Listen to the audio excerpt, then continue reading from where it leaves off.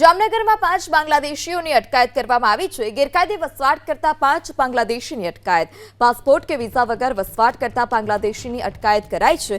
તમામ લોકો કેટલા સમયથી વસવાટ કરી રહ્યા છે તેને લઈ તપાસ શરૂ કરવામાં આવી છે।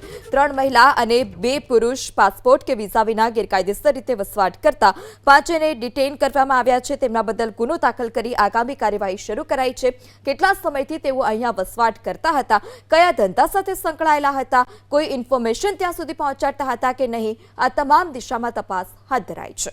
કેટલા સમયથી તેઓ વસવાટ કરતા હતા તેને લઈ પણ તપાસ શરૂ કરવામાં આવી છે। વધુ માહિતી સાથે સંવાદદાતા રવિ ફોન લાઈનથી જોડાયા છે। જે રવિ, 3 મહિલા 2 પુરુષને હાલ અત્યારે ઝડપી પાડવામાં આવ્યા છે, શું વધારે વિગત? બિલકુલ થી જો વાત કરવામાં આવે તો જામનગર શહેર સિટી બી ડિવિઝન પોલીસ મથક હેઠળ આવતા પટેલ કોલોની વિસ્તારમાં એસઓજીએ આ ઓપરેશન છે તે કર્યું છે। કુલ 5 બાંગ્લાદેશી નાગરિકો છે તેમને ડિટેઇન કરવામાં આવ્યા હોવાની માહિતી છે તે શહેર ડીવાયએસપી દ્વારા આપવામાં આવી છે। જે 5 બાંગ્લાદેશીઓને ડિટેઇન કરવામાં આવ્યા છે તેમાં 3 મહિલા અને 2 પુરુષોનો સમાવેશ થાય છે। આ તમામ 5 છે તે પાસપોર્ટ કે વિઝા વિના ગેરકાયદેસર રીતે વસવાટ કરતા હોવાનું પ્રાથમિક તપાસમાં સામે આવ્યું છે। 5ને ડિટેઇન કરી તેઓની પૂછપરછ છે તે કરવામાં આવશે। તેઓ ગુજરાત અથવા જામનગરમાં કેટલા સમયથી અને કઈ રીતે આવ્યા તે સહિતના બાબતોની ચકાસણી છે તે પોલીસ દ્વારા કરવામાં આવશે। બાદમાં તેના પર ગુનો છે તે દાખલ કરવામાં આવશે। જી રવિ, માહિતી બદલ આભાર।